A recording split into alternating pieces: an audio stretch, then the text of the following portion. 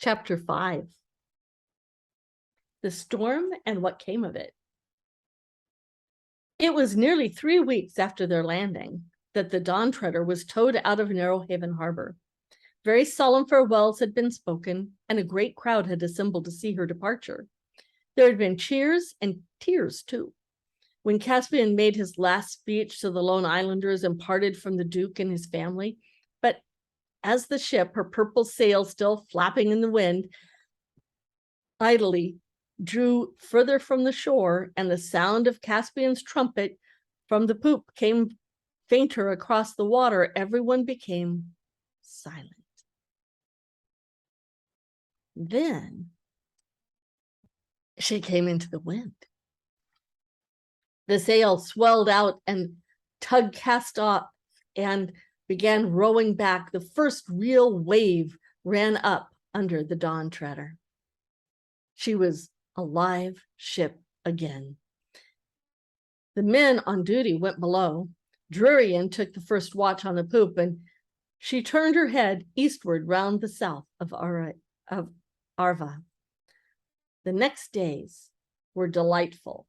Lucy thought she was the most fortunate girl in the world as she woke each morning to see the reflections of the sunlit water dancing on the ceiling of her cabin, and looked round on all the nice new things she had got in the Lone Islands, sea boats and buskins and cloaks and jerkins and scarves. And then she could go on deck and take a look from the forecastle at a sea which was a brighter blue each morning, and drank in the air that was a little warmer day by day. After that came breakfast, and such an appetite as one only has at sea.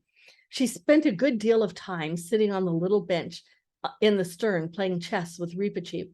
It was amusing to see him lifting the pieces, which were far too big for him, with both paws, and standing on tiptoes if he made a move near to the center of the board. He was a good player when he remembered what he was doing. He usually won. But every now and then Lucy won because the mouse did something quite ridiculous, like sending a knight into the danger of a queen and castle combined. This happened because he had momentarily forgot that it was a game of chess, and he was thinking of a real battle about making the knight do what he would certainly have done in his place, for his mind was fully of forlorn hopes, death or glory, chargers, and last stands. But the pleasant time did not last. There came an evening when Lucy, gazing idly astern, saw the long furrow or wake they were leaving behind them, saw a great rack of clouds building itself up the west, and with amazing speed. Then a gap was torn in it, and the yellow sunset poured through the gap. All the waves behind them seemed to take unusual shapes, and the sea was a drab or yellowish color, like a dirty canvas. The air grew cold. The ship seemed to move uneasily, as if she felt the danger behind her. The sail would be flat and limp one minute and wildly full the next. While she was noting these things and wondering at a sinister change which had come over the very noise of the wind, Drurian cried, "All hands on deck!" In that moment, everyone became frantically busy. The hatches were battened down. The galley fire was put out. Men went aloft to reef the sail. Before they had finished, the storm struck them. It seemed to Lucy that a great valley in the sea opened just before their bows, and they rushed down into it, deeper and deeper down than she would have believed possible. A great gray hill of water, far higher than the mast, rushed to meet them, and it looked certain death, but they were tossed to the top of it. Then the ship seemed to spin around. A cataract of water poured over the deck. The poop and forecastle were like two islands with a fierce sea between them. Up aloft, the sailors were lying out along the yard, desperately trying to get control of the sail. The broken rope stood out sideways in the wind, as straight and stiff as if it were a poker. "Get below, ma'am," said Drurian, and Lucy, knowing that landsmen and landwomen are a nuisance to the crew began to obey. It was not easy. The Dawn Treader was listing terribly to starboard, and the deck sloped like the roof of a house. She had to clamber around the top of the ladder, holding the rail, and then stand by while two men climbed up it and then get down as best she could. It was all well. She was already holding on as tight at the foot of the ladder. Another wave roared across the deck up to her shoulders. She was almost wet through with spray and rain, but this was colder. Then she made a dash for the cabin door and got in and shut out for a moment the appalling sight of the speed with which they were rushing into the dark, but not, of course, the horrible confusion of creakings, groanings, snappings, clatterings, roarings, and boomings, which only sounded all the more alarming below than they had done on the poop.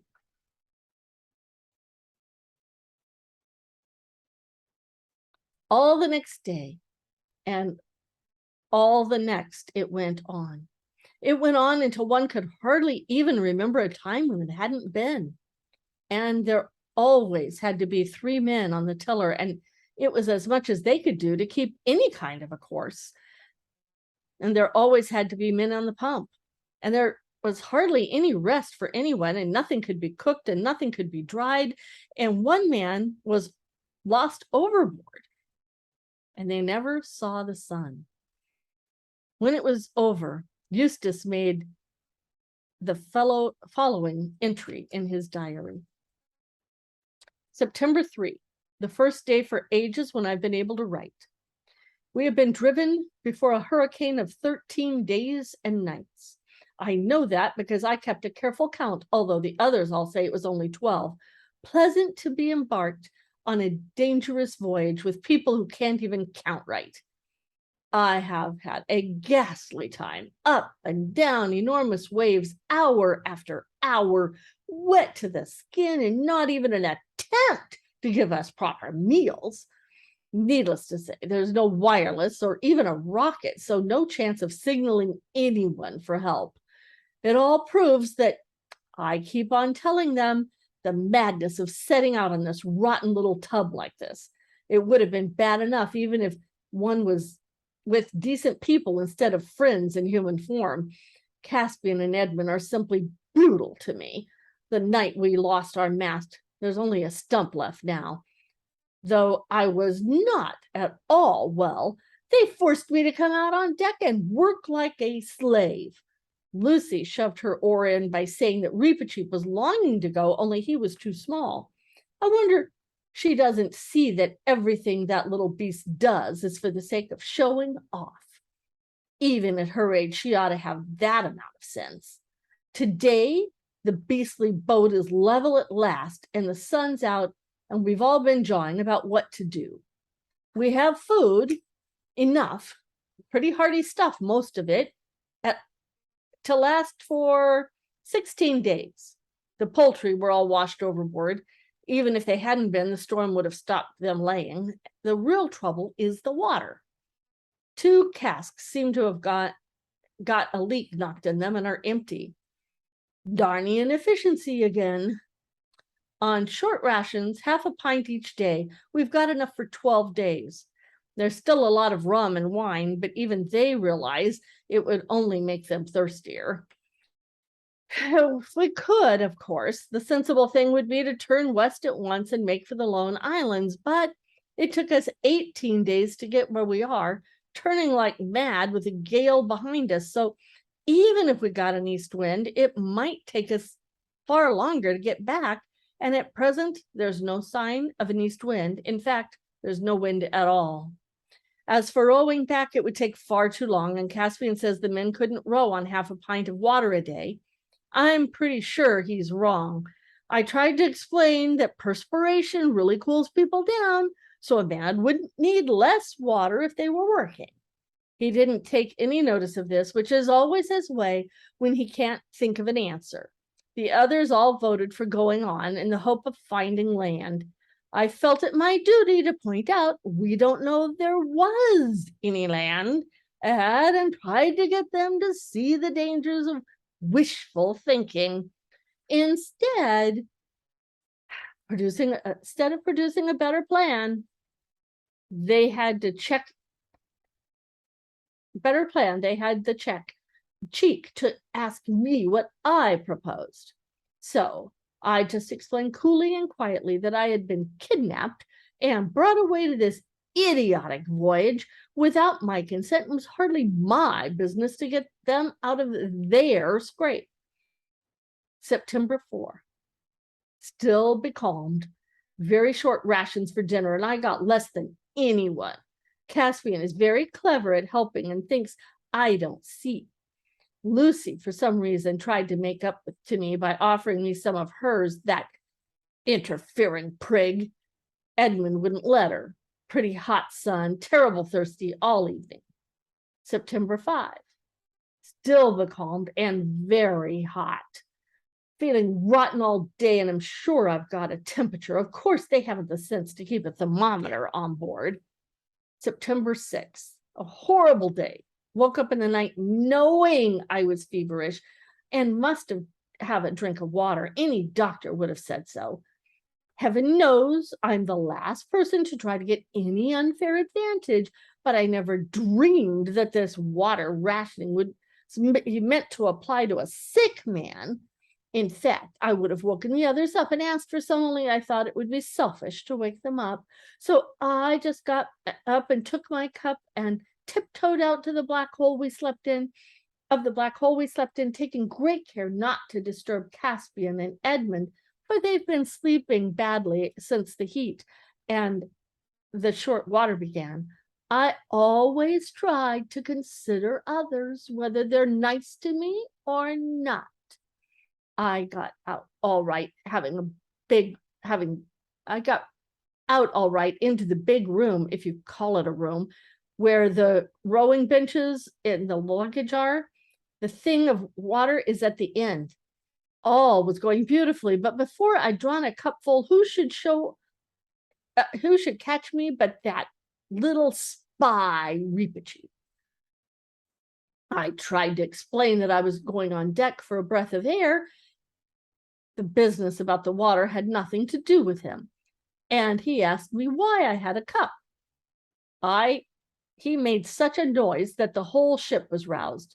They treated me scandalously. I asked, as I think anyone would have, why Reepicheep was sneaking about the water cask in the middle of the night. He said that he was too small to be any use on deck.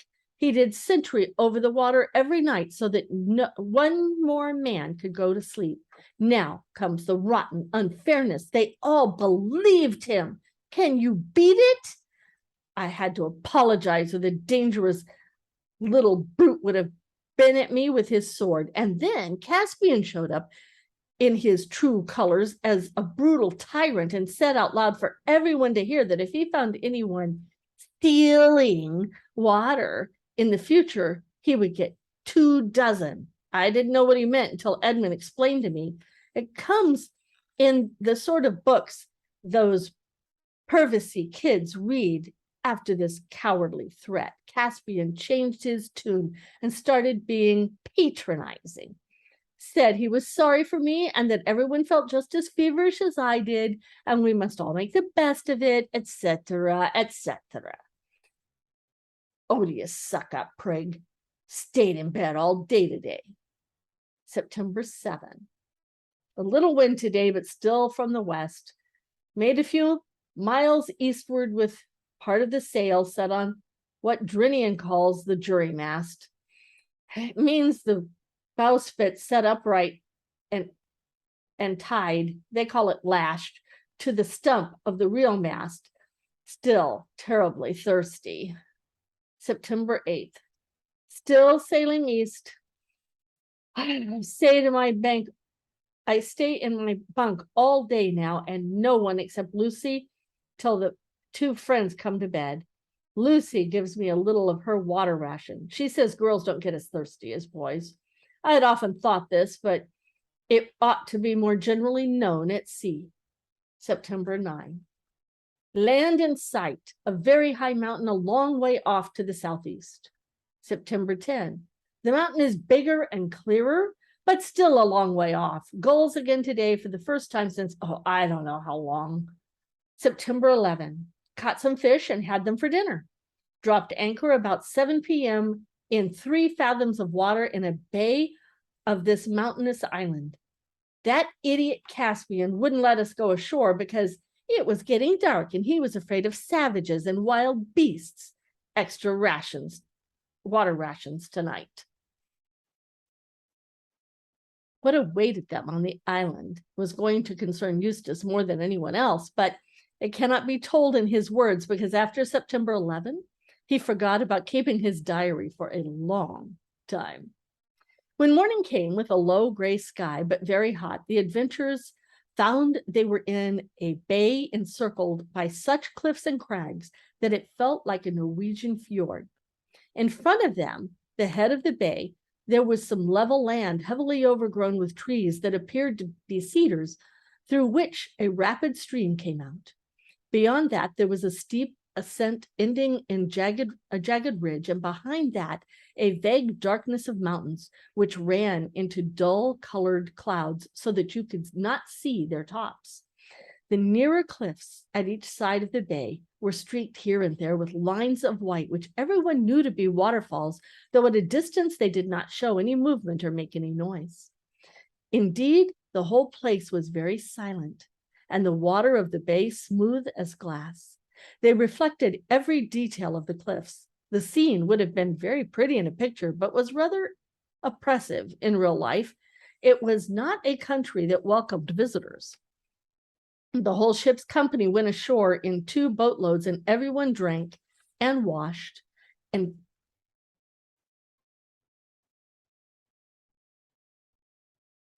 deliciously in the river and had a meal and a treat before Caspian sent 4 men back to keep the ship, and the day's work began. There was everything to be done. See the picture?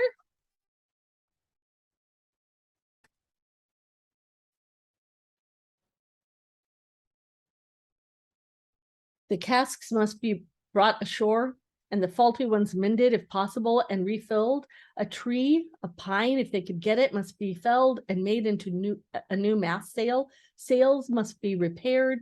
The hunting party organized to shoot any game, and the land might yield clothes to be washed and mended, and countless small breakages on board to be set right. For the Dawn Treader herself, and this was more obvious now that they saw her at a distance, could hardly be recognized as the same gallant ship which had left Narrowhaven. She looked crippled, discolored hulk, which anyone might have taken for a wreck, and her officers and crew were no better, lean, pale, red-eyed from lack of sleep, and dressed in rags. As Eustace lay under a tree and heard all these plans being discussed, his heart sank. Was there going to be no rest? It looked as if their first day on the longed-for land was going to be quite as hard work as a day at sea. Then a delightful idea occurred to him. Nobody was looking. They were all clattering about their ship as if they actually liked the beastly thing. Why shouldn't he simply slip away? He would take a stroll inland and find a cool, airy place up in the mountains, have a good long sleep, and not rejoin them until the others until the day's work was over. He felt it would do him good. But he would take great care to keep the bay and the ship in sight as to be sure of his way back. He wouldn't like to be left behind in this country. He at once put his plan into action. He rose quietly from his place and walked away among the trees, taking care to go slowly and in an aimless manner so that anyone who saw him would think he was merely stretching his legs. He was surprised to find how quickly the noise of the conversation died away behind him and how very silent and warm and dark green the wood became. Soon he felt as if he could venture on quicker and a more determined stride. This soon brought him out of the wood. The ground began sloping steeply up in front of him. The grass was dry and slippery, but manageable if he used his hands as well as his feet, and though he panted and mopped his forehead a good deal, he plunged away steadily. This showed, by the way, that his new life, little as he suspected it, had already done him some good. The old Eustace, Harold and Albertus Eustace, would have given up the climb after about 10 minutes. Slowly, with several rests, he reached the ridge. Here he expected to have a view of the heart of the island, but the clouds had now come lower and nearer, and the sea of fog was rolling to meet him. He sat down and looked back.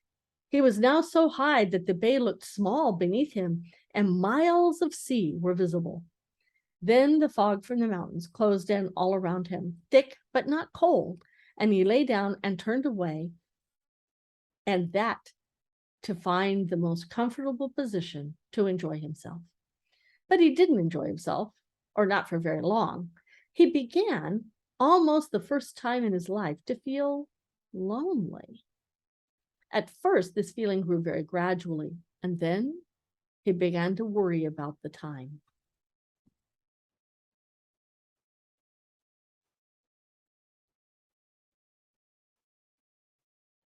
There was not the slightest sound.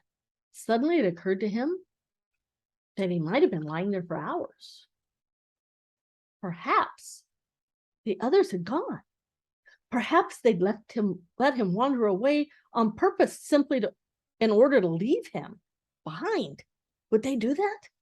He leaped up in a panic and began the descent. At first, he tried to do it too quickly, slipped on the steep grass, and slid for several feet. Then he thought this had carried him too far to the left, so as he came up, as he had seen the precipices on that side, so he clambered up again as near as he could guess to the place he had started from and began the descent afresh. Bearing to his right, after all things seemed to be going better, he went very cautiously, for he could not see more than a yard ahead, and there was still perfect silence all around him. It was very unpleasant to have to go cautiously when there was a voice inside you all the time saying, "Hurry, hurry, hurry." Every moment was the terrible idea of being left behind grew stronger. If he had understood Caspian and the Pendences at all, he would have known, of course, that there was not the least chance of their doing any such thing, but he had persuaded himself that they were all friends in human form. "At last," said Eustace, as he slithered down the slide of loose stones, scree they call it, and found himself on the level. And now, where are those trees? There is something dark ahead. Why do I believe the fog is clearing? It was. The light increased every moment and made him blink. The fog lifted. He was in an utterly unknown valley, and the sea was nowhere in sight. And that's the end of chapter 5.